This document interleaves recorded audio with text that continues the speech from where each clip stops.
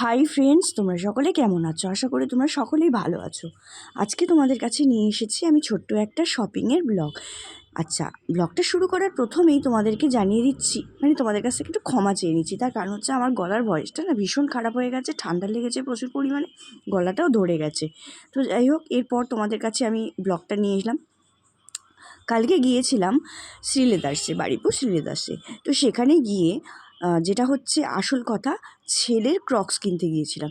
তো গিয়ে দেখলাম যে ক্রক্স তো পুরো আউট অফ স্টক হয়ে গেছে।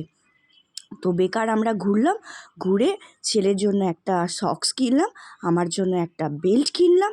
তো তারপর এদিক ওদিক ঘুরে দেখে শুনে বাড়ি চলে এলাম। প্রচণ্ড ভিড় হয়েছিল, দেখলেই বুঝতে পারবে, প্রচণ্ড ভিড়। তো যাই হোক, আস্তে আস্তে তোমরা দেখতে থাকো এরপর আমরা কোথায় গিয়েছিলাম।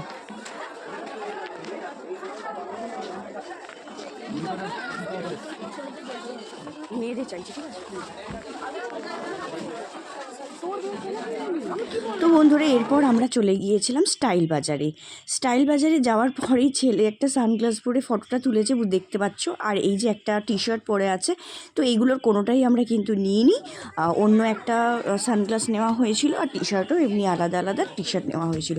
এরপর যে এই ভিডিওটা দেখাচ্ছি, একটু ভালো করে দেখো, লক্ষ্য করলে বুঝবে যে কেমন পাগলামো করছে। দেখো, ও জানেই না যে ওর এটা ভিডিও করা হচ্ছে, ও মনে করেছে যে আমি ওটা নিয়ে ফটো তুলছি। তো যাই হোক, দেখো ছেলেটার পাগলামো। এরপর বাড়িতে এসে পোজ দিয়ে দিয়ে যে সমস্ত যে ড্রেসগুলো কেনা হয়েছে বা যে সমস্ত ড্রেসগুলো ও পেয়েছে সেগুলোর ফটো তুলেছে। দেখো, নানান রকম পোজ দিয়ে ফটো তুলেছে। তো কেমন লাগছে অবশ্যই কিন্তু জানাবে। আর ভিডিওটা যদি তোমাদের ভালো লেগে থাকে অবশ্যই লাইক কমেন্ট শেয়ার করবে। আর হ্যাঁ, ক্রক্স কেনা হয়নি তো কী হয়েছে, কিটো কিনে বাড়ি আসা হয়েছে। তো থ্যাংক ইউ সো মাচ।